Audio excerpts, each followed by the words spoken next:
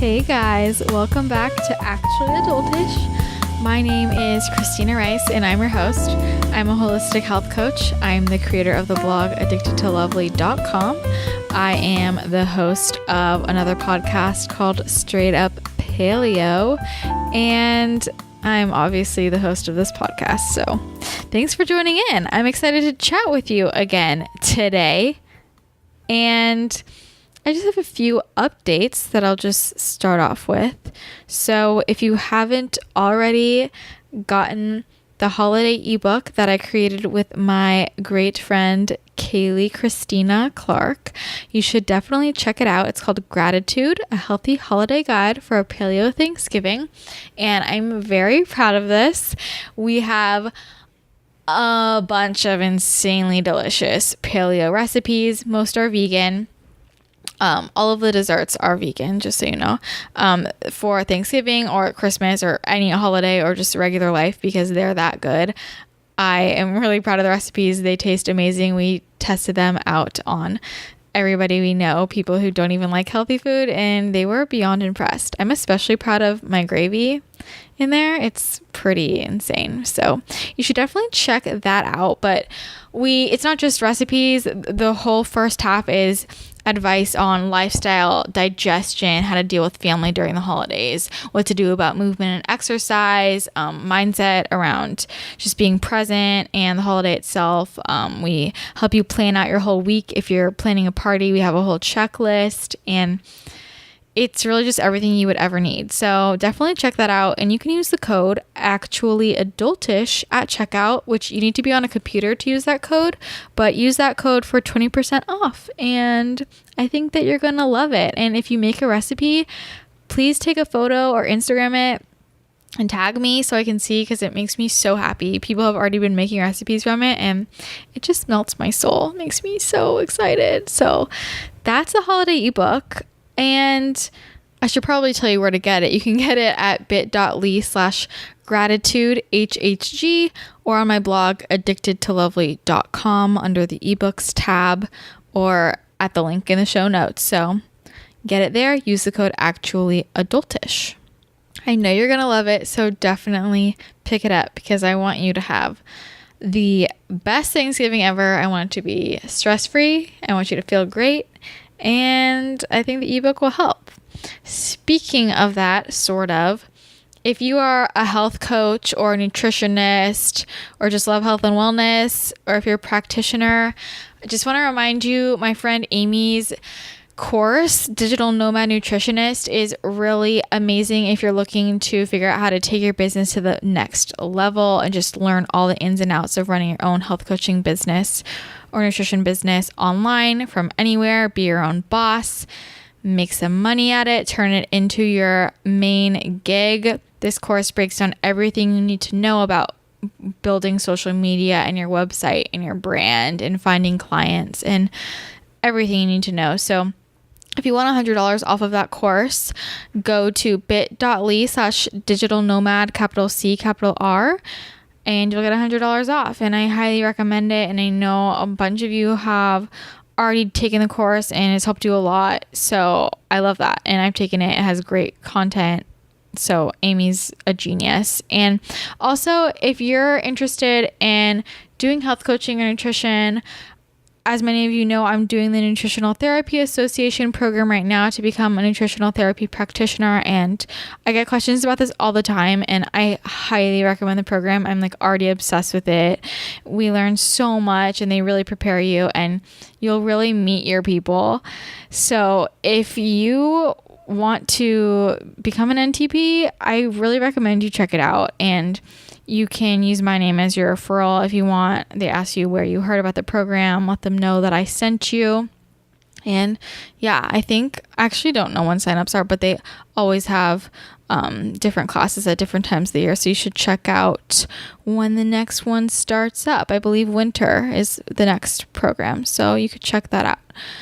And the other thing I want to talk to you about is Beauty Counter, because holiday sets are still on sale and a bunch of them already sold out. And it kills me when you guys message me and you go, oh my God, I was about to order that and then it sold out. And I'm like, guys, I told you, you got to hop on before they sell out, because they sell out fast. And I'm praying by the time this comes out that the Ultimate Nudes palette is still live, because I cannot tell you enough how incredible it is. It's the only eyeshadow palette I will ever need in my life. It's so good, but all of the holiday sets are great, and it's just, I would get your Christmas shopping out of the way now. The mask set is amazing, and the mini facial oils is also another great one to just kind of give to anybody.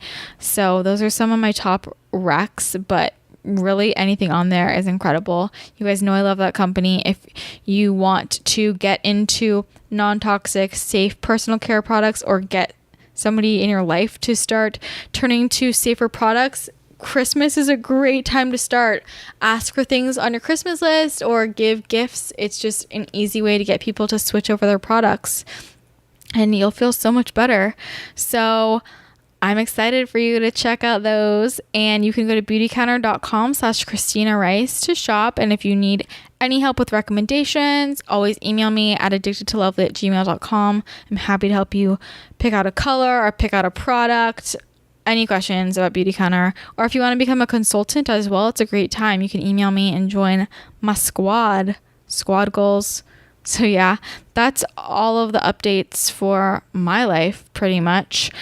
Hope you enjoyed that. So let's just get into today's guest. I'm super excited because I have one of my dear friends back on the podcast, Jackie McEwan.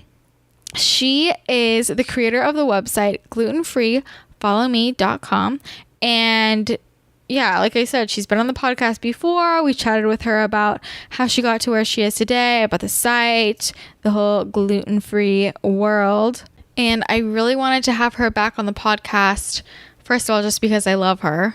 Jackie and I are really great friends, but also because there are whenever I'm chatting with my friends about a topic that I'm just like, I wish everybody could hear this, I'm like, can we just talk about this on the podcast? And that's basically what happened, because Jackie and I like to go on beach walks together and have long life conversations. And something we talk about a lot is what it's like to work from home, what it's like to be an entrepreneur working out of your home, and sort of stigmas around that, and the challenges and the great parts. And it's just an interesting topic, and people, I think, are curious about it, or there's misconceptions. So I just kind of wanted to have this conversation on the podcast, and she was a great person to bring on because she has a great perspective, because she worked in finance in like a typical, well, not even typical, an intense office job in banking for a long time, and then transitioned over, complete 180, to being her own boss,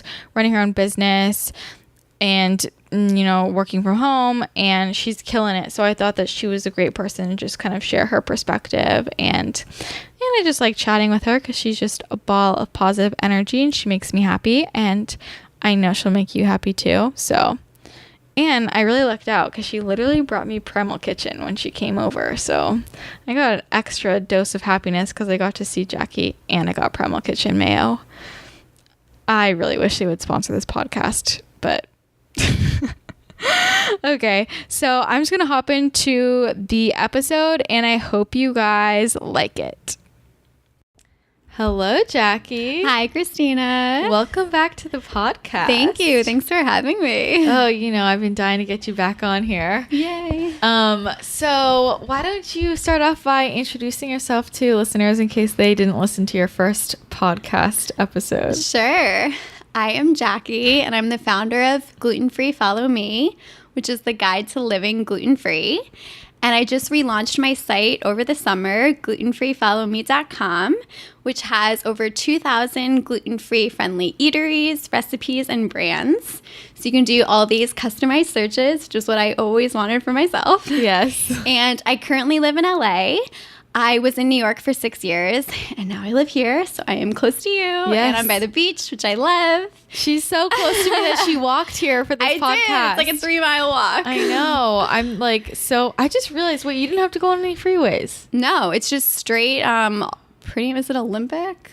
Wow. Yeah, you just go straight. And actually, there's even a little bike path. Okay. So you don't have to be by any big Awesome. crosswalks.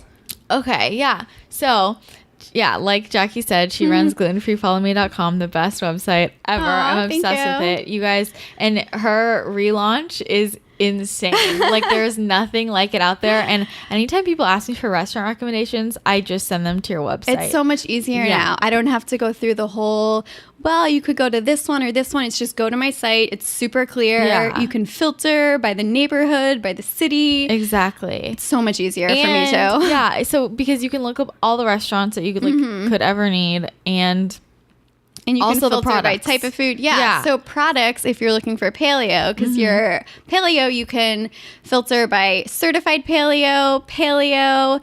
You can also do vegan, dairy-free, nut-free, egg-free. So it isn't only if you're trying to do gluten-free, you can find other brands there too. Yeah. So there's almost 600 brands now. That's so crazy. Oh my God. I know it's grown so much, and it's just like everything I need in one place. Oh, like, thanks, Christina. And also, even if you're not gluten-free, like, just like I know my parents have like just used it. My parents aren't gluten-free, and they just like use it to find good restaurants because you like review everything. So although my dad's gluten-free now. Yeah. And isn't he kind of paleo? Yeah, he's like paleo now, Ish. except like wine. Okay. You know what I mean? Yeah. But mostly they're paleo, so Nice. he's switching over. I don't think he knows that like paleo and gluten-free are the same thing. Yeah. Honestly, which makes no sense. But he just doesn't. He doesn't Whatever know. works. Yeah. He is obsessed with the Primal Kitchen mayo. You guys, Jackie brought me some today because she's so sweet. Because I know you're obsessed. I'm so obsessed. I go through like at least 2 jars a week. Okay, well, perfect. So now you're set for this week. I'm so set for this week. So you're the best. But of course. yeah, your website is, whew, and you worked so hard on that. Like, it was insane. Yeah. It was crazy days for like 4 to 6 months. I was just working all day and night, and there was just a great team behind it. Annalise, who's also helping you. She is just amazing, and everything was super customizable, which is so key when you're trying to make something like this because there's so much content. It was really overwhelming for, I'm sure, everyone on the site, but also me. So I'm just glad it's all in one spot, and it's super easy to filter and all that good stuff. I mean, how did that feel like when you finally finished doing everything? It was seriously the best feeling because it was so much work. Yeah. And yeah, I mean, because when I first launched my site 3 years ago, it was so much work. I was like, oh my God, I'm doing this. And then I had all the restaurants on one page, all the products on one page. And it just got to be a lot when I started going to so many restaurants. There's 1,500 restaurants. I remember when everything was on one page. Yeah. And I remember like the page really overwhelmed me, but I was like, this is a gold mine. I just have to like, it's like one good page. Yes, one really good page, but it was like a lot. But I mean, I still wanted the info. Yeah, so then I transitioned and I was like, okay, I'm going to have one page for New York, one for LA, one for other states. And then I did the next big step doing one page for each state. But still, it's like I wanted you to be able to filter by type of food, neighborhood, not just neighborhood. Yeah. So when you do this, you're able to filter by different things and not just have, okay, here's like all of LA. Yeah. You can also go like by price and like stars and stuff. Exactly. So it's really helpful. And then also ratings. So if you're trying to find my like #1 places, if you search for 5 rating places, if you're also trying to find places that are totally gluten-free, totally dairy-free, vegan, you can also do that. Yeah, no, it's so helpful. And are you in every state? Almost every state. Yeah. Which state? It'd be really fun to do a little road trip. Yeah. And you might go. have to. I know. I definitely want to, and at some point I will, because there's still obviously so many places that I haven't been to. Always. And I'm definitely going to be doing some more trips coming up this year, because there's just so many fun places to go to. Most of the places on my site are LA and then also New York. But I do have a lot of places in DC, Boston, Connecticut. So just trying to get even more states on there is obviously awesome. Yeah. Is there like one state that's on the top of your list to like go back to and get some more? So there's places I've been dying to go to. So you were in Seattle, and that's definitely on my list. Oh, yeah. They have so many places. Portland also, Palm Springs. Portland is amazing. Palm Springs has places? Yeah. So I started doing research like 6 months ago because I have this crazy spreadsheet where I just write down places that I want to check out. Because prior to traveling, I always do all these Google searches, and that's how I figure out where I want to go. Yeah. And I have this crazy spreadsheet so I can kind of document that. So I do that for places that I'm going to be going to. Yeah. So I know that I'm going to DC in the spring. Ooh, and exciting. I went to school there, but I didn't really go into DC. Yeah. So I have like a whole new list now that I'm excited about. And also what's helpful is like, because you personally are reviewing every single place that's and every single item that's on her site. So it's like a standard, it's one person versus a team. Yeah. Yeah. Which makes it a lot easier because I know if I trust your right. I mean, it's just tough. If you have a team and you're rating places, how can you rate something when one person went to one and a different person went to the other? They may have completely different opinions. So like if you're trying pizza, I can say the pizza's good, but you want to compare it. Yeah. So I felt like it was hard for me to rank places on my last site. It was just in order by place. And now I can really give them a true rating, which just makes it easier for everyone. Yeah. Is there a place that you feel like is the most gluten-free friendly place in America? Ooh. I mean, there's about, I think it's 20 in New York and 20 in LA that are totally gluten-free. And walking into any of those places is just the best feeling because you can sit down, order anything. Going to a couple in LA, Breakaway Bakery is so good. I think that's actually totally dairy-free too. I haven't been there. They have cinnamon rolls and it's like a sticky bun. Yeah. There's so many good places. There's also Aaron McKenna's Bakery, which is in New York and LA and also Florida. There's just places. I feel like almost every 100% gluten-free place really does a good job.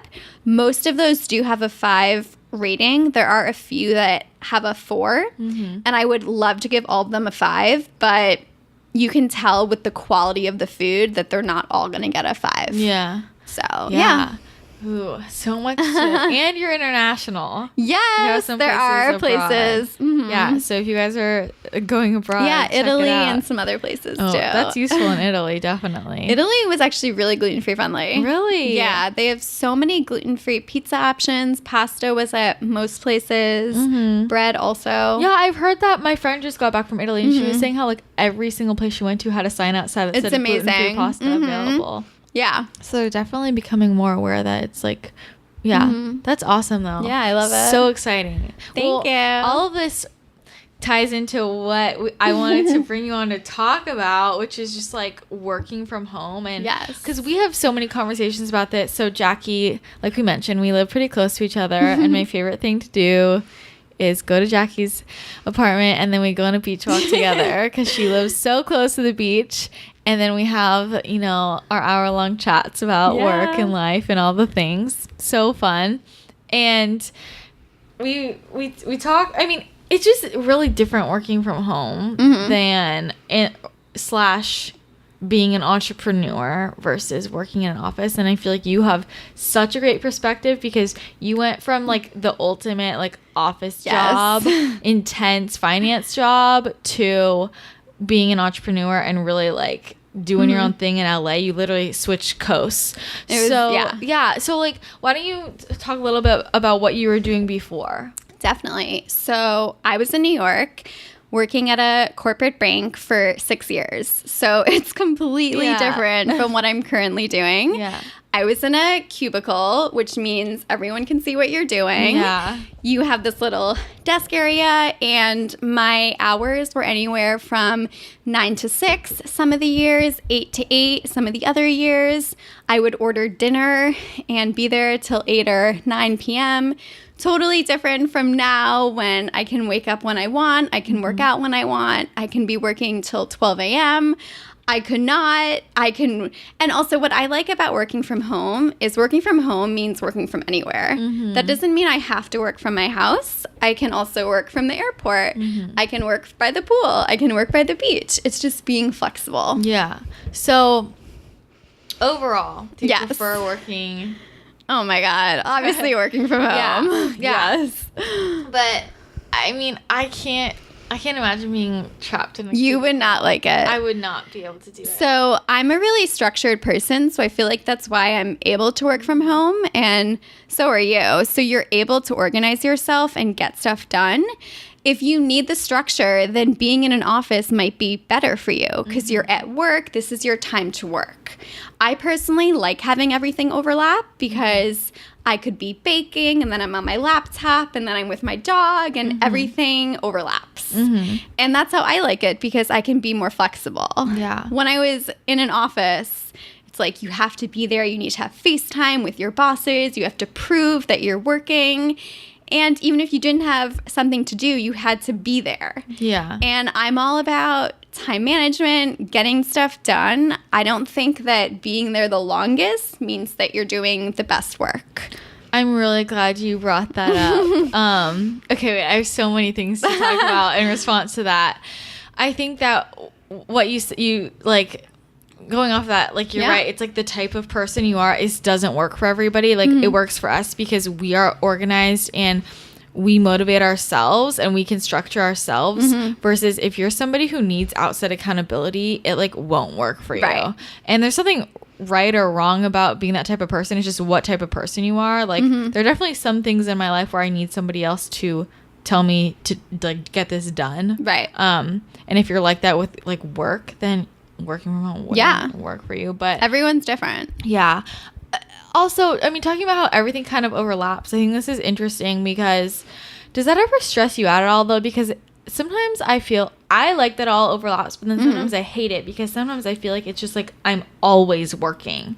I try to explain it to people and I don't really know how to articulate it, but I'm like, I feel like I'm always working, but also always not. Yes. It can be tough. It's a gray area. But what I like is my current job is also my passion. So me talking to you right now about my site is just talking about me. And if I was doing a podcast on finance, I feel like I'd be so anxious making sure that I knew everything, but I'm just talking about me. And so when you know what you're doing and this is just your life, it's a little different than this is my job.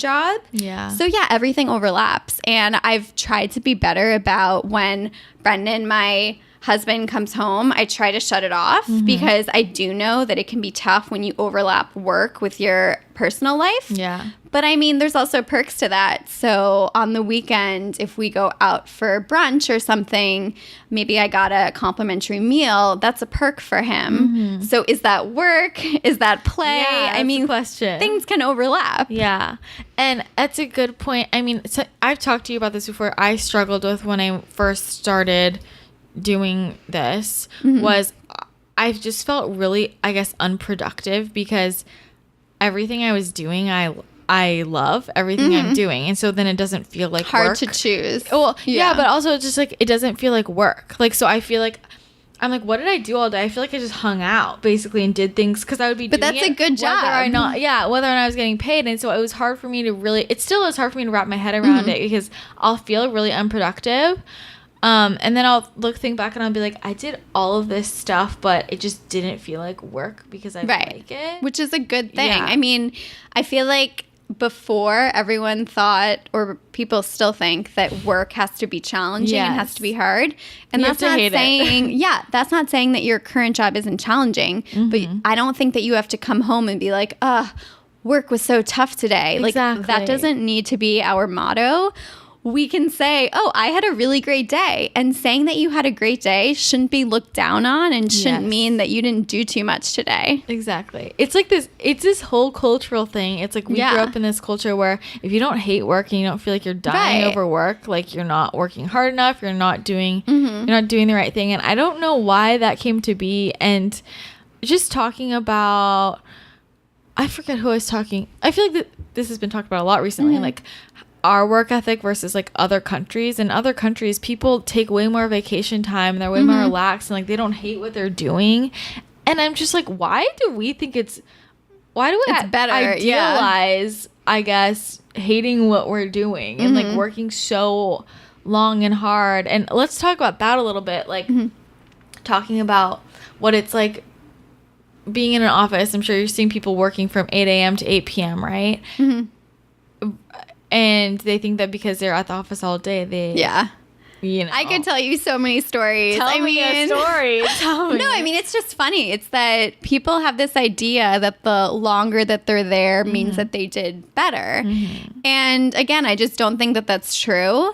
I think people do need to take a break. And there's even places that offer lunch for their people. And the reason they offer lunch is so people don't leave. They want you there all the time. Yeah. And I always took a break. I would, walk around for 30 minutes to an hour. And that's kind of how my site started, is during lunch, I would go and try to find places to eat. And that was my off time where I could just be out for, 60 minutes and just do something else. Because when you're doing the same thing for 12 hours in a row, like, you're not going to be better at your job. I think you need to take breaks. You need to walk around. Yeah. No, I agree. And so many people tell me, well, I can't take lunch breaks. Like, it's looked down upon in the company Which is culture. sad. Yeah. I'm like, I'm sorry that it's like that, but, break away from that tradition. Because, I mean, it's not helping them be any better. And, like, for your mental sanity and your physical health, like, get up, stand up. It's just gross environment. And that's why people hate their lives, because sadly, a lot of people don't like what they're doing, which I wish we could change, right? But if you don't like what you're doing and you're literally going to work, first thing, you go to work and then you spend all day there, of course you're going to be crabby and moody, and just that affects your whole life. Yeah. And I mean, that's kind of how I started what I was doing. I was starting to find places that I could eat at. And I think that so many people our age are doing something on the side because they're not totally passionate about their paying job. Yeah. And if you're able to turn that into your full-time job, awesome. If not, it's totally fine to have something as a hobby. Yeah. I think everyone does something on the side because they need something that helps them in their day-to-day rather than just their typical standard job. Yeah.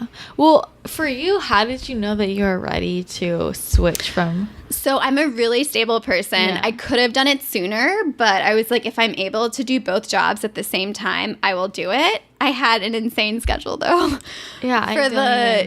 For the last year that I was doing both jobs, I would go to work all day and then I would do food events in the evening. It could be one dinner, it could be 2 or 3. Brendan and I would then go to the gym together at 10 p.m., which sounds insane now because I do not do that at all. Yeah. And I would go to bed, and then on the weekends, I would do photos, I would do recipes, I would go out to eat, and it was just, everything was crazy. So the reason I decided to do it full time is a couple things. We got married last August, and so we knew that we wanted to move somewhere outside of the city. So we ended up moving to LA a year ago. Why did you leave the city? So we had been there 6 years, and Brendan never really loved it. And I got to a point where I was like, okay, I'm fine with now leaving because it's like been 6 years. Been a while. So we were deciding between Colorado, either Boulder, Denver. There was a time where we thought about Boston, and then LA just fit everything. You're by the beach. Brendan can also row. It's always good weather, which I love. So we decided to do that. And when I moved out here, I was trying to talk to my current job at the bank about, working from home / working in their LA office. And they weren't really a fan of it. But I got to do it for a couple months here. And then starting at the beginning of 2017 is when I officially did my site full time. So it was kind of both things where they basically were like, yeah, you can do it till the end of the year. And I also knew that would probably be the case. So I was like, okay, moving to LA basically signifies me doing this as my job. Yeah. I think for a lot of people, it's hard because I know a lot of people have like these ideas of things they want to do. And it's like deciding, I think you were very methodical about it and also had this really stable job first where, you waited till financially you could do it and in your life it made sense. But I know a lot of people struggle with being my age, kind of just being like, do I just go after being my own boss right now and take this leap? That's scary. Yeah, it is scary. I don't really know if there's an answer to that. I think everyone has their own answer. So whether it's a certain amount of salary that you're making on your side gig, for us, it was also if we don't move to LA now, we're probably never going to. Yeah. So we had just gotten married. It was like now a good time for us to do this.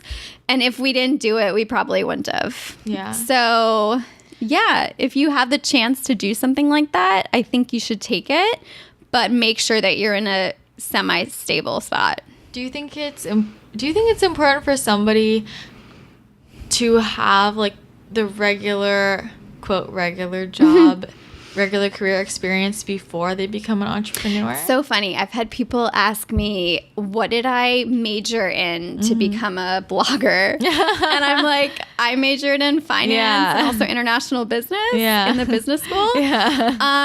So yeah, everyone does a different path. I always thought I was going into finance. That's something I always wanted to do, which sounds so crazy. But coming from my town, that's what everyone did. So that was always my goal. And I think it was really great for me to have that office experience because you get to know what it's like working with different people. You get to know what you like, what you don't like. I think personally, it would be strange for me to go from college to this. But if you think about it, we didn't really have social media when I was in college. I started Twitter my senior year of college. So for you, it's totally different. You guys had Instagram. I didn't have that. Yeah. I didn't even want to get Instagram. I had people tell me to. So it was a totally different time. In this day and age, people have jobs in social media. There are agencies. There are legit offices that do social media. Yeah. So it's a little different, which makes me feel a little old. But I'm not that old. No, everything. I mean, things have changed really quickly. It went fast. Things have changed really, like, the iPhone only came out 10 years ago. Wow. Isn't that weird? That is weird. Yeah. When somebody said that the other day, I was like, whoa. But I mean, I think about this often, and part of me, in my head, I'm like, there's no point waiting around, like, doing a job you don't like when you know what you want to do. And if you, like, financially can do it, like, I say go for it. But at the same time, I always think, like, I mean, I did have internships and jobs. It wasn't my career in office settings. And I think that was really important for me because I learned that, like, taught me how to be structured. Right. And I think that if I just had never had anything like that, I wouldn't know how to structure a day. I wouldn't know how to be efficient. And I learned so much. Mostly I learned what not to do when I was in those settings so that now I can be so efficient. And, like, let's talk about that. Like, let's talk about what goes on in an office actually. And it might be a little different because, I mean, in your job, I'm sure everybody was super, like, focused, or I don't know, maybe not. So you'd be surprised. I mean, that's what's so funny. I think when I first went to college, I was like, everyone's going to be so smart, da-da-da. And then you get there and you're like, yeah, there's definitely people that are smart. But then you're surprised by some people. The same thing with if you're in an office and you're like, well, this was a really hard interview. Everyone that's here must be awesome. And you get there and you're like, how did you get this job? Yeah. You, like, can't talk to clients. You can't talk to me. It's a really awkward situation. So, yeah, when you get to offices and to any place, you assume certain things, and it isn't always the case. Yeah. So, yeah, I mean, when you're in an office, someone has a birthday, and you're celebrating a birthday, and that takes an hour away, or you're doing a team lunch. So you working from home, just because you're doing something for 10 minutes that isn't work, that doesn't mean that you're not doing your job. So me being productive, when I was in New York the last few months, I was living at my mom's, which was in Connecticut. And so we had to commute on the train because we knew we were going to be leaving soon. So I didn't want to do, like, a whole new lease. Yeah. And my commute ended up being almost 4 hours every day. Wow. So if I worked from home, I'd be saving a lot of time. Yeah. So, yeah. And I also think, I mean, I know from my office experience, like, okay, one of my internships, basically the whole day I felt like was everybody around me was just, like, looking for ways to procrastinate all day. And I would walk around and they would give me assignments and they would think it would take me 3 days and it would take me 2 hours. And because I'm looking around, everybody around me is playing, what's that snake game? Do you know that snake game? Yeah. What is that thing I'm called? not very good at it. The snake game. Why can I not think of it? Or they're on a gossip site they're on or Pinterest whatever. or whatever. Like, they're just, like, running around. I remember being at work and like I'd be trying to work and somebody would shoot a rubber band at me. I'm like, what are you doing? Like work. Like, you know what I mean? Like everybody's just waiting until, just finding ways to wait around until lunch, and then finding ways to wait around until the 3 p.m. break, right? And then finding ways to like wait around until it's time to leave, to punch out. Or in my like other PR internships, like I had one where it was basically like they would get in at 11 a.m. and then spend an hour chatting and then go to lunch and then come back and then we chat some more. Then they go on Pinterest and then time to go home. Yeah. And I'm like, just trying to kill time. Yeah, it's all just killing time. And I'm like, this is such a waste versus me, how I'm like, working from home works because I wake up and I immediately start working and I'm literally working until the second I hit the sheets. Yeah. You know? And so I think that that's a big misconception that I think we've both dealt with, like people like, oh, you work from home. Yeah. Why is there this misconception that people who work from home do nothing? So also what I think is really funny is I've had a few people in the finance world be like, so when are you getting your office? And I'm like, wait, I don't think you understand. I'm currently living like my dream. Yeah. I can work from home. I don't want to commute to an office. Yeah, that takes away the point. And then come home and cook for when I'm doing baking recipes. Yeah. Like, no, I'm living my life by working from home, which means working from anywhere. So you don't need to have that office and that it's cornerstone. Also a waste of money. Yeah, why would I pay for rent on my office? I can pay for my rent on my current place. Exactly. Like, I mean, I don't understand. I mean, when people say stuff like that to you, do you feel like... I mean, they just don't know, and like I'm not going to fault them for it. It's just a totally different world. So I've been in both worlds. I get how both sides think, and it's just funny. Do you feel more productive being your own boss, working from home, or... So much. Yeah. Okay. Also, it's really tough being in an office when someone's always looking over your shoulder, or you're like, oh, I was gone for an hour and 5 minutes during lunch. I like hope no one saw me. It's just one of those things where you're always like, I hope no one saw this, or I don't know. No. Where you shouldn't have that fear. Makes sense. Yeah. And always looking for someone else's approval. Yeah. But what's funny is, I mean, it goes back to, like, if you can't be your own motivator, like, some people will only do work if they have Big Brother looking over their, like, over their shoulder versus, like, I feel like when I have somebody like that, that, like, stunts me and paralyzes me versus when I don't have that pressure on me, I'm more productive and I wouldn't be taking an hour and 5 minutes for lunch, like, because I want to do my work. Because you want to get your stuff done. And, I mean, that's the thing. Being my own boss, like, I do everything. I don't have a team under me. So the amount of time I spend working, that's time I'm getting paid. That's time I'm doing stuff. So there isn't time for me just to sit around and do nothing. Yeah. Then I wouldn't have a job. Yeah, exactly. So everything's up to me. How do you decide when to take breaks or, like, vacations, you know? Yeah, so everything's pretty much up to me. I mean, I can be flexible. I wish Brendan's schedule was more flexible so we could do more trips. Yeah. But in the future, like in the spring, I definitely have some stuff planned. But yeah, I mean, every day can be different. So like today, I decided to do bar class at 12 noon. Yeah. And I would not have been able to do that if I had a typical job. But that means that I was working in the morning, working later. Every day is different. So, actually, I want to talk a little bit about scheduling. And I know every day is different, but on, like, a typical day, what is, like, a day in the life of Jackie? From waking up to going to sleep? Yeah. So, I wake up usually at around 7.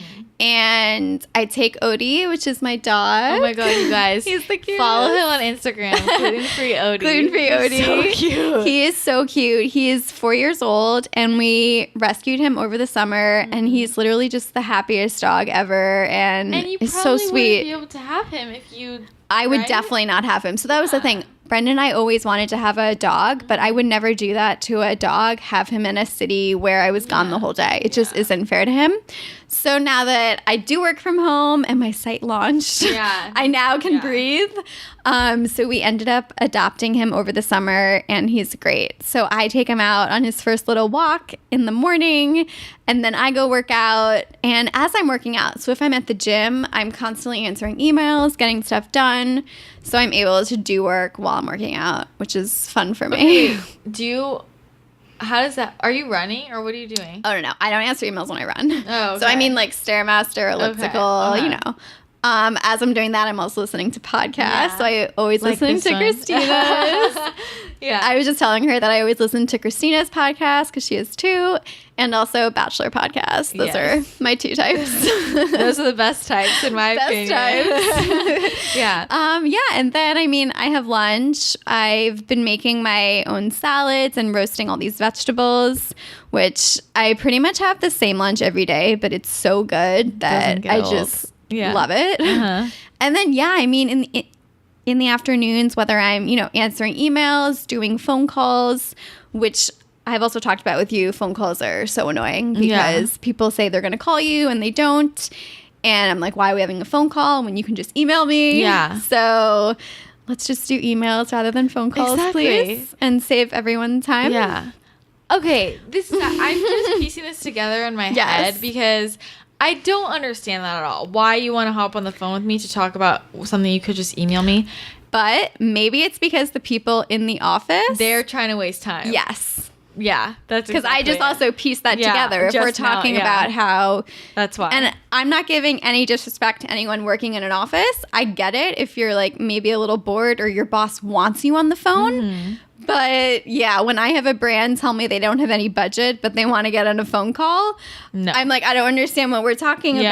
about unless if there's a different way that we can work together. But we can talk about that over email. Yeah, that's exactly it. And this goes back, you know, this is like my biggest pet peeve, and it's like the disrespect of the time in the schedule. And this idea that because you work from home, people think, well, you're free all the time, right? Yeah. I'm like, no, I scheduled my day like this for a reason, so you can't just call me randomly. Right, because You know- currently you're podcasting. You don't have time exactly. to answer a call, or you're baking. There's certain breaks in the day. Exactly. And people don't really understand that. And they think that because you're your own boss, well, it's like, you know, I'll get a phone call and I won't answer because I'm doing something else. And they're like, why? But even if it is something where I technically could, like, say I block, like, so right now I'm doing, like, school as well. So say I blocked off an hour to study, right? And somebody calls me, I'm not going to pick up because I blocked out that hour of my schedule to study. Like, even then, I feel like that's super disrespectful to my schedule, to like, because if somebody gets upset that I didn't answer, like, well, what were you doing? And like, I was studying. They're like, so you could have still picked up. I'm like, no, but that's like time in my schedule, and technically just yes. email. Yeah. Email's so much better. Exactly. I mean, do you feel like that too, that people just feel like you just don't have a schedule? I mean, at all? I've started to make it so that I call people because honestly, I've had so many issues with people saying they're going to call me and they don't call me. Yeah. And I scheduled my day. So if I kind of have around phone that, calls yeah. where someone says they're calling me at 3 and I have another phone call at 3:30 and that person then is like, oh, can we do 3:30? Yeah. No, we can't because I have another phone call. So it's annoying. I had let's say I had 10 phone calls in the last 2 weeks and 9 of them didn't call at That the is right time. like, I've had people mess so- up time zones, and it's like, the time zones always get messed up. but I'm very clear. I'm like, okay, 3 p.m. Eastern, noon Yeah. Pacific. I don't know. It's just email is so much easier. yeah, it is. And I just now I feel like, wow, I just feel like that all just came together. That's why. That's because they're Maybe. in the office. Yeah. And they're either trying to waste time And or their their boss boss wants you have to them. be on the phone.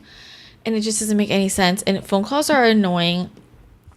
It depends on what it is. Like, there are some things where I'm like, this would be so much faster just to hop on the phone. Right. But 98% But if you were of in the right time- spot, yeah. That's like when you're really far along already. Like at the beginning, there's something I hate more than like, hey, I want to collab. Let's hop on the phone. I'm like, no. We haven't even gotten to any of it, right? Yeah. God. Okay. So you're working afternoon.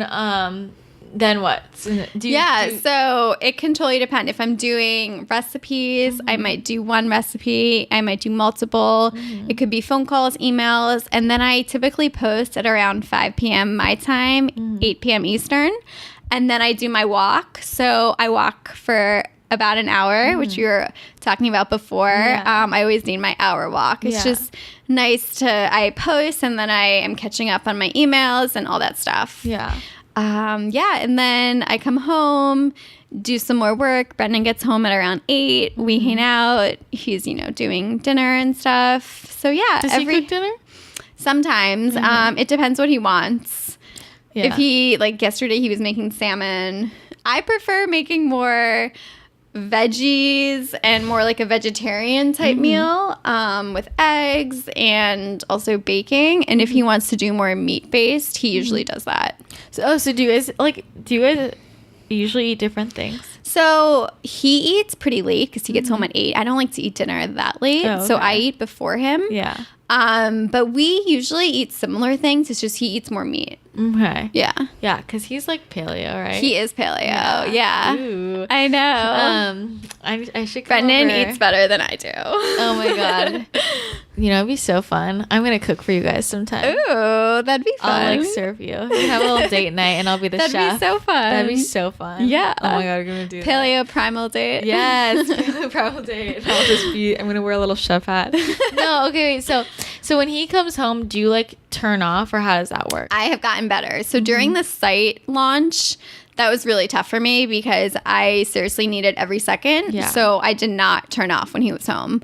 I was vetting every single place and recipe and product on my site, and things change all the time. She was not sleeping. It was ridiculous. I saw was her in the updating thick of menus. this. Yeah. Yeah, it was insane. So when I stopped doing that, I was able to really appreciate. I was so grateful that my site was done. They did a really great job, and I'm just really thankful it's all done. Yeah. So now I'm able to, have the dog, and I can breathe again. So it's been nice. Okay. So like when he gets home, I do turn off. Okay. And then he goes to bed at around 10, and I pick back up a little. You do? And then I go to bed like 11 or 12. Okay. So you do a little bit. Okay. What about, because a lot of your job is social media, right? So how do you fit that into your day? Do you have set social media time? So I'm typically on social media if I'm at the gym and also on my walk. Yeah. I used to be on it all the time, just not all the time, but scattered throughout the day. And now that I post once a day, which I love because I'm not on social media as much, I don't know how I did it in the morning and the evening because I'd be posting and then checking, and then it was just very... It's a huge waste of time. Yeah. And I'm glad you only post once a day, too. I love posting once a day. I couldn't find because you actually told me, you were like, it's so much easier when I have someone post once a day because I don't have to worry about catching up. Yeah. And it's just nice for me to post once a day. I do it pretty consistently at the same time. I don't have to do the twice a day post. It's just too much. Yeah. No, see, it's like as a consumer of your content, I like the way you do it now because I know you're always going to post that time of day, and I know I won't miss it. Exactly. So there are people who are random, random and multiple times a day, and I'm like, I'm sure I missed their post because I just can't find it, and I don't look everybody up individually. So it's like, you might miss it. I literally go on my feed until I get yours because I know I found your post of the day. Right. And I also know when I see your post, I always want to comment.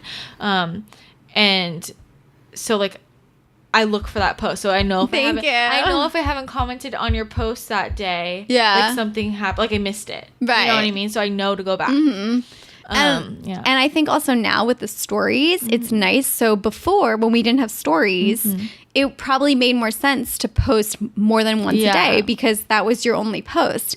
Now that you can do stories, you're keeping people in the loop on what you're doing day to day. Yeah. And it's more natural. So I think it's fun. So as I'm baking, I can be posting about what I'm making, and it's more natural. And then I do my one post. Yeah. But this is funny. Okay. This is where it runs. People have run into issues because people don't post what they're doing. So many people, and that's where people who don't post stories, I'm suspicious of, or a lot of people that's why everybody, I feel feels the need to apologize. I don't think there's anything wrong with posting an old picture. Okay. But it doesn't have to be relevant. Yeah. So my post and my stories don't always have to match up. Yeah.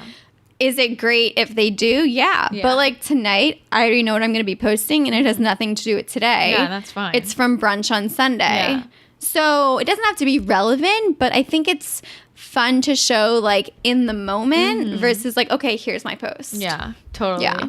And because people will be like, for example, today I posted what I had for dinner last night, and people were like, oh my God, I was watching you make this last night. Exactly. It looked so good, you know? So it's like cool that people can interact like that. I find that those posts do best, but it doesn't always work out timing wise. Yeah, sometimes it doesn't But work. I do know that those do best when I post the recipe right when I make it and I post it that day. Yeah. Because people are already thinking about how you made it, but it just isn't always possible.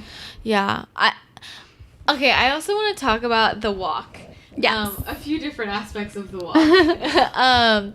First of all, I mean, I think that's a good testament to how we're kind of here talking about how it all kind of overlaps, because it's like you're on social media while you're walking. That's like your you time, and that's what I do too. Like that's when I'll check my social media while I'm on my walk, and then I do part of my walk with like nothing, which is like my brain space. Right. But it kind of all does overlap, and sometimes I think like sometimes I almost feel bad that I'm quote working while I'm walking, but then I'm like, but is this really work? Because I like it, you know? Yeah. So I think that's interesting. But I want to talk about like, why is it so important to take that walk? I mean, personally, I just love walking. Being in New York, I walked everywhere. Yeah. So whether I'm walking to work, walking to a place to eat, I didn't think of it as, okay, I am currently working out. It's just me getting somewhere. And especially after you eat, digesting your food is so key that if you go out to eat and you drive home, you missed out on that. Yeah. So I think it's really nice to walk. For me, most of the time, like during the week, I'll be walking after I post or during I post. Sometimes if I'm with Brendan, that's just us walking together talking without any phones. So it kind of depends on what type of walk. But yeah, I mean, don't feel bad about working while walking or not. It's totally up to you. Yeah.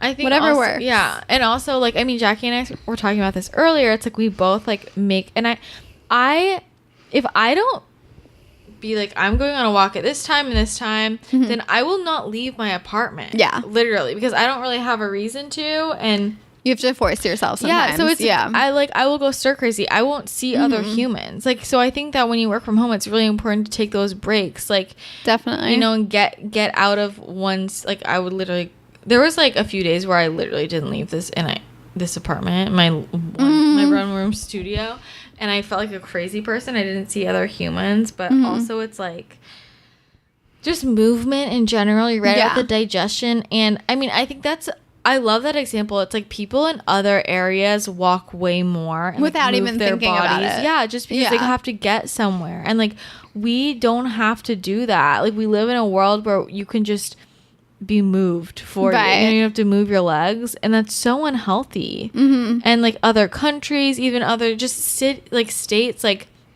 I'm pretty sure everybody in New York walks way more than here. I mean, but not everyone. I mean, there's like still people that will, you know, Uber everywhere. Yeah, that's true. So I chose to walk everywhere, but not everyone does that. And I mean, like even for me, there's times where I need more of a purpose. So like today, walking here, like I'm going somewhere. Yeah. There's times where I'll walk to Whole Foods, and the one that's now closest to me is like 1.5 miles. So that's like a purpose. Yeah. I'm going somewhere. Yeah. So there's times where I'll just do it on the beach, or there's times where I'll have more of like a purposed walk. Yeah, I'm the same. Like I always try and make it a purposed walk if I can. That's why it makes it easier sometimes. That's why I've stopped buying a ton of groceries at once. Like I kind of like grocery shopping every day. Fun. I used to like if you have like an office job that's not realistic, or like when I was in college I would buy all my food at the beginning of the week, and that was what was best for my schedule. But now that I can, I'd rather just like walk to the store so I have a goal, and then I walk back. You know, it's just like finding ways to walk around and move. Like, yeah, I think that's really interesting. So, okay, what are your like tips for productivity and efficiency when you're working from home? Like, is there anything that that's really important to you to like make sure you're like staying on top of things? Yeah, I would make sure that you know what you have to do, and if you want to make some sort of list of all the things that you want to do that day or that week, and then start to check them off. I would also, so for me, what I do with my emails is I star any emails that I have to answer. And then as I answer them, I will unstar them. So for me, like I answer emails within 24 hours. I wish everyone did that to me, but that's not always the case. So for me, it's just easier to get it like off my chest. and it's just done. And I would also just make sure that you know what your mission is. So like you know what your goal is every day. Yeah. You don't always get everything done, but at least you're typically closer to that end goal. Yeah, I think that's a really good point. I think a lot of people like don't have a purpose for the day, so they do nothing. Right. And like you have to have like a ton of things to do. Mm-hmm. But so are you the type of person who just like makes to-do lists every day? So what's funny thinking about it now is when I was in a typical office job, I made lists all the time, and I still do it on my phone. But I feel like at work, I did more lists. And I think now working on my own, it's all kind of in my head. And a lot of it has to do with emails. Yeah. So it's just starred and then it's not starred. Do you feel like you spend like a ton of time on emails? Yeah. Is that like the bulk That's of like how, I mean, going which on? is good because I'd rather have that than phone calls. Yeah, exactly. Yeah, I mean, emails is how I talk to brands, how I talk to other people. Yeah, I would say emails is the bulk communication. Yeah.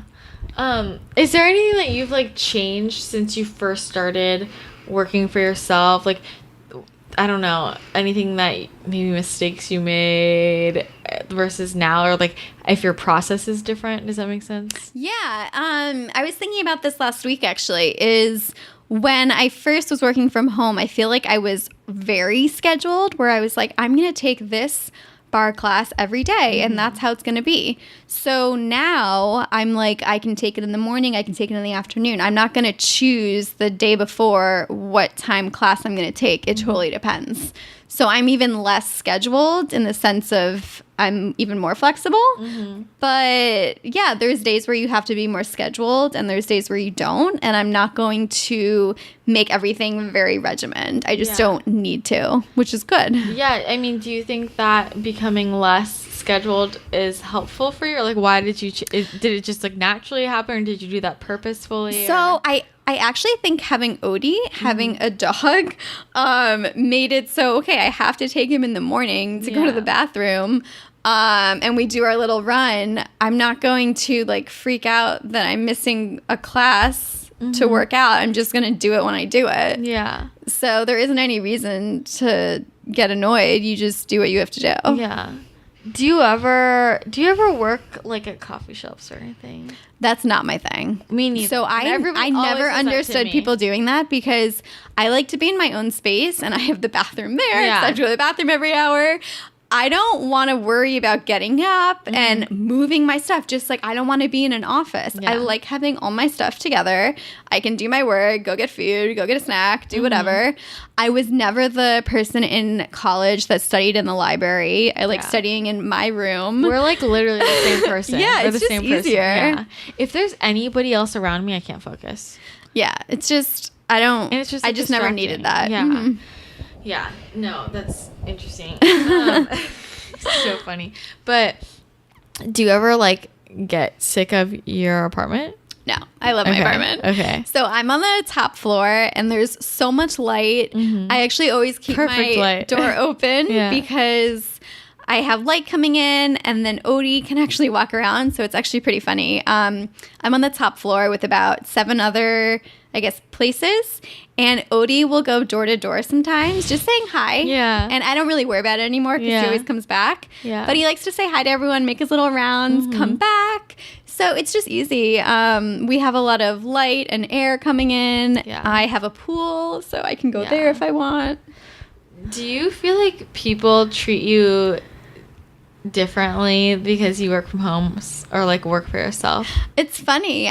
Being in LA, I haven't come across that so much, but I feel like when I go back to the East Coast, it's definitely a different vibe. And people are probably wondering, how am I able to do gluten-free Follow Me as my full-time job? Or what do I actually do? Do I just eat food all day?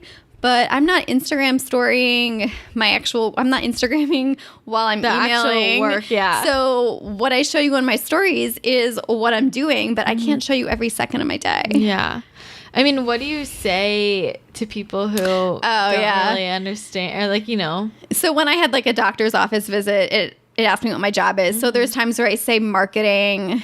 It totally depends. Like if someone asks me, I can tell them I have a site, Gluten-Free Follow Me. Or I say I'm in social media. If you're on the older side, you don't know what an influencer is. Yeah. But someone our age usually knows what that means. Yeah.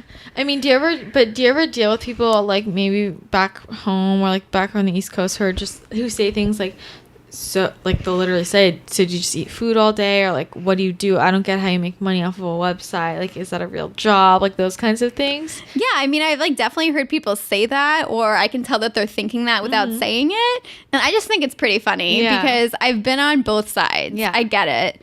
But if you understand social media marketing, then you understand that how it works.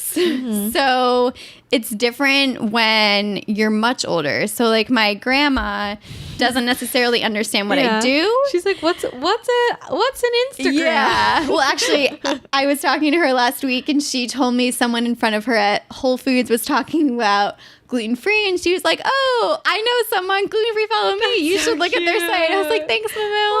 So she was doing word of mouth with my site. Yeah. Oh my God. I love that. So yeah, I mean, everyone's different. Every generation is different. I feel like there was a point where you had to work in finance, be a doctor, or be a lawyer, and that just isn't the case anymore. I think it's nice that we're able to be more flexible, and there's so many different types of jobs. And I mean, there's influencers that make more money than people that are in finance. I know. It doesn't have to do with being in an office. It's crazy. And I think that's where also these weird vibes come. I notice it. I think I notice a lot because it's very my generation. So I almost see this as jealousy with people, I think. So that you're able to. Yeah, say somebody like in their 20s, like they're in this office job, right? And you know they don't like it. And somebody else is this entrepreneur and just living their own life, and they'll make degrading comments about their job. Oh, well, you just do nothing. You work for yourself. Like, I actually have a hard job. I like work all day. And in my head, it's like, it goes back to what you're saying. Just because you're working structured hours and longer hours doesn't mean you're working harder. But in reality, people who are entrepreneurs are probably working way more hours than you. Because it's their butt on the line. Yeah, like you're working all day. And like, yeah, just like this kind of, or like being like, I don't get how that works. How can you make money off of it? Like, that's not a real job. And I'm like, okay, I'm not gonna argue with you here. Like, I don't know. I like talking about like the misconceptions about people who do things like what we do. And I think one is that we're not smart. And I would like to argue literally the complete opposite, because in order to make money off of these sorts of things, you have to be incredibly smart. And it's like, or I've gotten comments like, oh, well, you just That's awful that you've gotten comments like that, by the way. Yeah, people get make comments like, oh, well, you just do that because you couldn't, or even with my major in college, for example, even before I did any of this, like, well, you're just majoring in psychology because you're not smart enough to do math or science. And I'm like, if you only knew me, people make comments like that. I'm like, no, you're very smart. I'm very smart. So I could have easily done that. Like, okay, I shouldn't say easily. I graduated from UCLA. With a 4.0. Like, I've never gotten an A- in my life. Like, how are you gonna say that I'm not smart enough to do math because I don't enjoy math, right? Like, I didn't do it. But I just think that there's like this attitude, like, unless you're a doctor or a lawyer, with certain people, like, it's not. You're not smart enough, or like same with this structured job, like, because people are working their asses off and killing themselves and unhappy trying to, like, say become a doctor, right? And then they see somebody who's already making money, who's not killing themselves and enjoys it, and like the defense mechanism is like, that's not real, that's just easy work. I think it's definitely gotten better though. Yeah.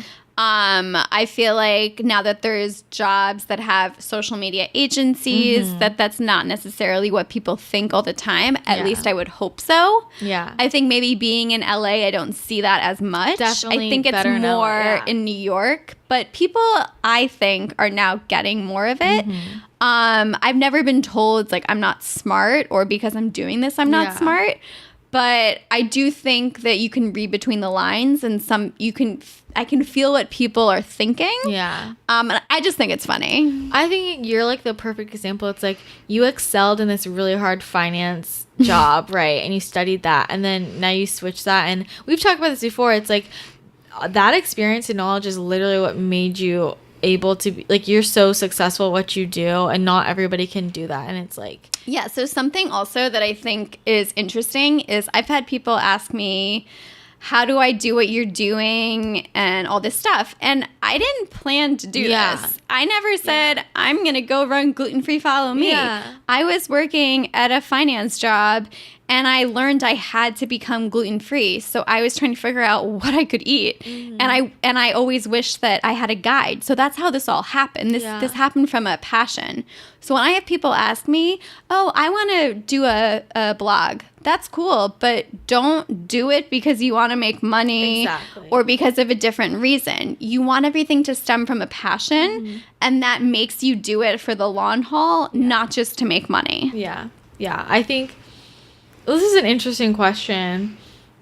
If somebody said, they'll be like, I really want to start a blog. I really want to start a health blog. Like, should I do it? Like, I mean, I don't really know what to say to people at this point, because in my head I'm like, well, why do you want to start? Like, do you want to start need a purpose just because you want to share and like you enjoy it, or is it because you're trying to make money? Because if you're trying to make money, I'm sorry, but that's just like not how it works. And like, I don't really know.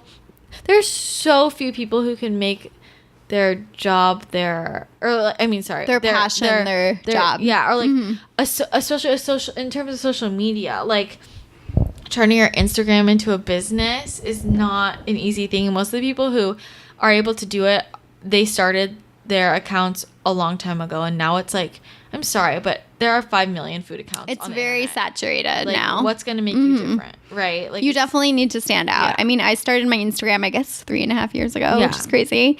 And when you had 3,000 followers, that was a big deal. Now it isn't as much, which is sad, but it is very saturated. And I think having a target market, like doing gluten-free, but I didn't mean for that to happen. I just happened to be gluten-free and was trying to find options for myself. I really think having your passion overcome it, that's really what it takes. Yeah. You shouldn't just start an Instagram to make money. Yeah. And I think so much of it is like, it has to come naturally. Like, it's like, because at this point in the game with everything, it's like, no idea is original anymore. Right. I feel like. So it's like, I mean, we were talking about that. First person. Yeah. Doing recipes. Yeah. When you were talking about like banana bread or something like that, it's like, not everything's, I didn't make up how to make a chocolate chip cookie. Yeah. Like, nothing's original at this point. So it's not like you're gonna, I mean, I guess I should never say never, but I mean, you're not gonna come up with something new at this point. It's all variations on something. Right. You know? So I don't know. It's just kind of, and also I was thinking about this is going back to what we were talking about before. I had this really good conversation with a family friend, and he's older, like 50s, 60s, and he runs a clothing business.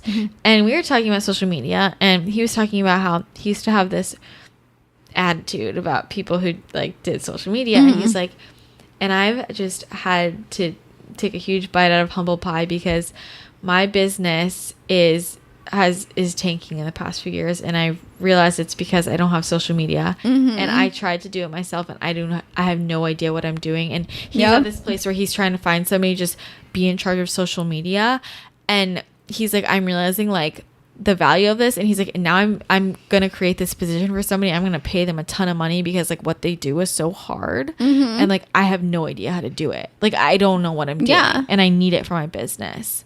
Like, I mean, restaurants need it, brands need it. Every business it's needs how it. you're able to communicate what you're selling, what you're offering. Yeah. So it's just very interesting how people, I mean, times are changing quickly. Times are changing. But I mean, I don't know what's going to happen with Instagram. I feel like it's, knock on wood, Instagram changes, but that's why you should have a site. Yeah, I if agree. it doesn't. And this algorithm. I mean, for the last 6 months, or a year, it's been pretty crazy. Yeah, I don't even, it makes me mad. Okay, let's talk about clothes. Okay. Oh, yeah. Clothes have definitely changed since working in an office. How so? So I used to wear a suit every day. And in a way, it was nice because it was a uniform. I didn't have to worry about really what I was wearing. I would throw on a suit that I didn't really care about fashion. It was just a suit.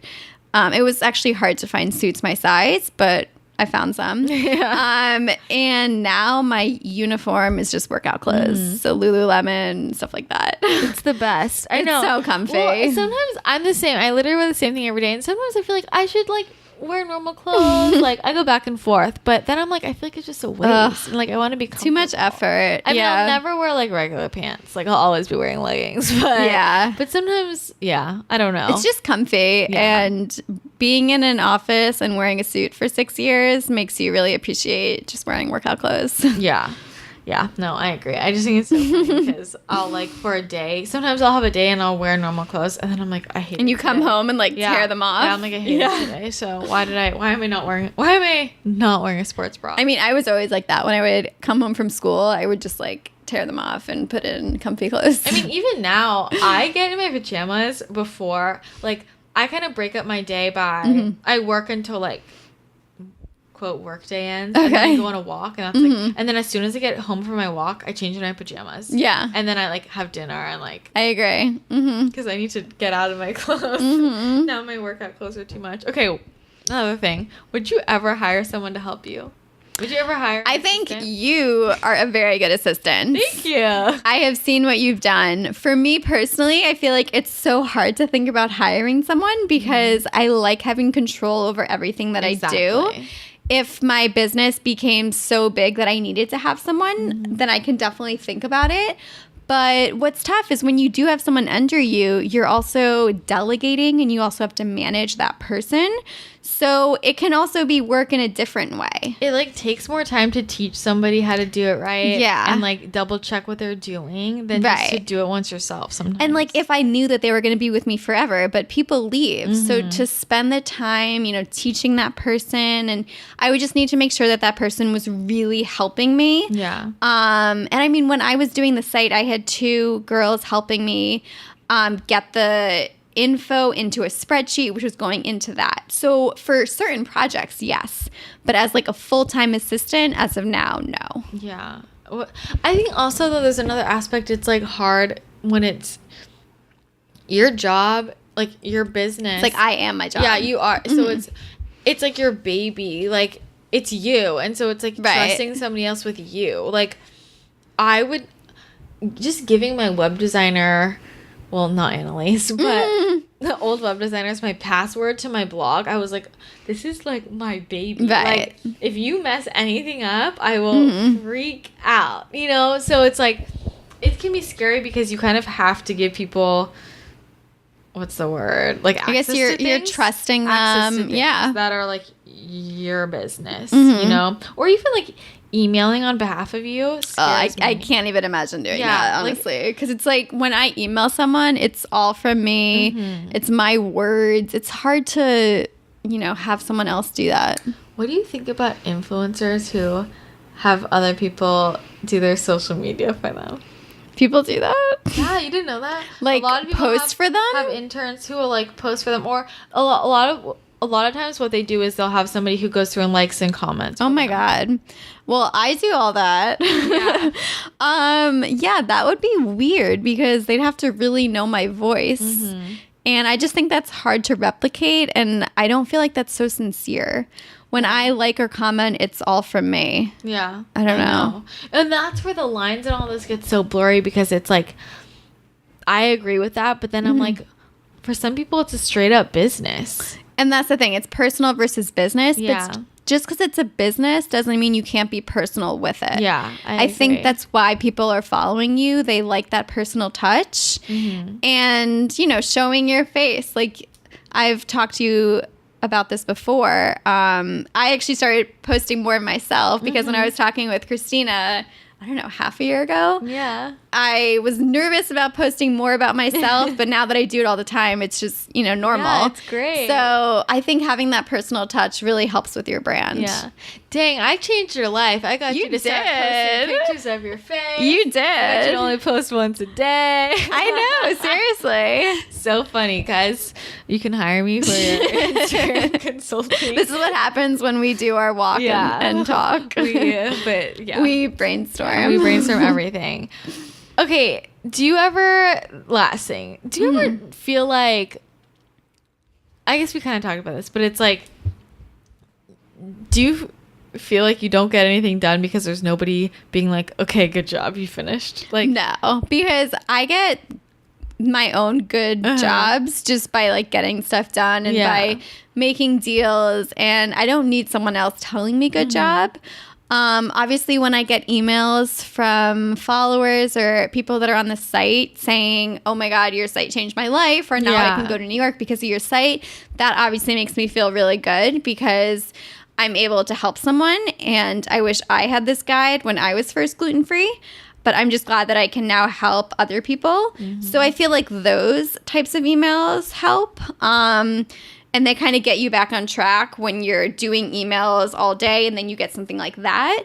But I don't need, outside affirmation in the sense of after I do like an hour project, good job. Yeah, I think, and I feel the same. And it goes back to like entrepreneurship. Part of me is like, I'm like, everybody should be an entrepreneur. Like, stop working for somebody else. But at the same time, that won't work for you if you're somebody who just like thrives off of the structure and like having somebody pat you on the back and like I don't know, I don't think it works for everybody. No, definitely not. And actually, when I was younger, I always said that I didn't want to own my own business because I thought it was too much pressure. Yeah, it is a lot of pressure. And it totally depends on what type of entrepreneur you are.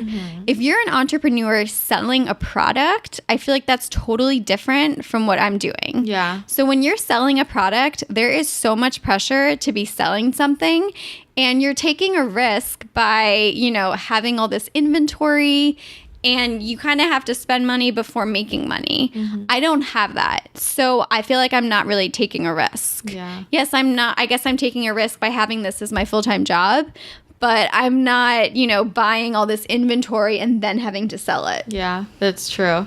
That's scary. I don't even know what I would do. Yeah. It's hard being an entrepreneur. I mean, I look at people who are selling products like, somebody who I really admire a lot, Mary from the Paleo Chef. Do you follow her? No, I don't. She made fat fudge and like, have you seen that? I've heard of it. Yeah. Like just all out of her own apartment. She's like making this stuff and what's the word? Filling the boxes and sending out all her, and I'm just like, that is insane. Like, yeah. You think about these grassroots things going on and people just really doing it all themselves, and that's why it kills me when people think that entrepreneurship is just like an easy way out. I'm like, it is the hardest way. Oh yeah. And I mean, everyone's different. You can be starting a restaurant, which is so funny. Props to you if you start a restaurant. Oh my God. So I've had people ask me if I would ever do that, and I would never, because I love restaurants and I feel like I would probably be good at it because I know so much about it now after going to so many. But it's such a risk, and if you're in New York, the rent is so high that to even break even is hard. Yeah. And many restaurants don't make money. So that's something I wouldn't do, but I love going to really good places. And it's just sad because you want to support everyone, but sometimes places really just don't make that much money. Yeah. And I think people, especially at the beginning, it's like you're not going to make money for years. Oh, yeah. And then rent goes up. I mean, everything's crazy with that. Yeah, dang. It's hard. Okay. Last thing. If somebody's thinking about becoming an entrepreneur, working from home, what tips, advice, what would you say to them? Yeah. So I would make sure that if you're doing that, just to make sure that you're stable. I would understand what your mission is and have small-term goals, but also long-term goals. And I would just really understand what you're getting yourself into. Don't just do something. I would really understand the passion behind it, and all of the goals and what you have to do to get there. Yeah. I think also like talking to people who are talking in the same space for sure. Understanding what life is like. It's very different. And also, I don't think you have to only do one thing. I think it's fine if you kind of diversify yourself. Yeah. If you're doing your paying job plus your hobby and your hobby becomes your job, that's cool. If it doesn't, that's also cool. Yeah. So don't feel pressure to make your passion your job. It can go either way. Yeah. But I totally agree, but I'm also of the opinion like that nobody should be doing a job that they hate. Yeah. But on the other side, I also don't want people to think, okay, well, I'm not going to make any money. I'm just going to try to do this job. Yeah. Like, I also want you to be able to like pay rent and like pay your bills. So like do both. Like be stable, but also make yourself happy. Yeah. Well, yeah, exactly. And it's like, and being happy doesn't mean being an entrepreneur. Like, not everyone needs like, to have their own saying, business. Like, yeah. If you're unhappy in your office job, maybe there's another office job that you would be happy. For sure. Like yeah. So I'm just like, I hate that. Like there are so many people who just don't like what they're doing, whether or not that's entrepreneurship or not. The world wouldn't function if everybody was entrepreneur with no larger businesses. But I just kind of, because I just want to get rid of this idea that unless we feel like we're dying and we hate life, that we're not working hard. No, yeah. I don't like that idea. Like, let's enjoy I agree. it. Let's be happy. Everyone should be happy. You only have one life. You don't know how many days you have left. Exactly. Anything can happen. So definitely be happy. No. Well, awesome. This was so fun. So much fun. Thanks for joining me. Thank you. Why don't you remind everyone where they can find you, where they can follow you? Sure. So you can go to my site, glutenfreefollowme.com, or my Instagram, glutenfree.followme, my Twitter, glutenfreefm, all that fun stuff. Yay. Yeah. And I'll put everything in the show notes so you can check Jackie out. And also listen to the other episode, the first episode she was on. We talk more about gluten-free life and how she got to where she is today. So you can learn more about her there. So yeah. Thanks so much, Christina. Thanks. Bye. Bye. Okay, hope you guys enjoyed that. I had so much fun recording with Jackie. I'll have to have her on again. Huge thanks to her for walking over to my apartment, my home podcasting studio, and recording with me. She's the best. Definitely check her out. Go to glutenfreefollowme.com and use her site because it is truly heaven. If you're gluten-free, you will literally be obsessed with it. So definitely head on over. And if you haven't already, subscribe. Please leave a rating and review on iTunes. Join our Facebook group, Actually Adultish Podcast Nation. It's really fun in there. And if you want to support the show, you can do that by doing your regular Amazon shopping through the link in the show notes on our website. It doesn't cost you any extra money. It just puts some of that money that you spent shopping towards the show and its production costs. And or you can become a patron of the show at patreon.com/actuallyadultish and pledge any amount of money you want each month to the show. It can be $1, $2, $5. Anything helps me be able to continue to put out free content for you each week. So if you do either of those, I would appreciate it so much. Love you guys for listening, and I will be back with you next time. Bye.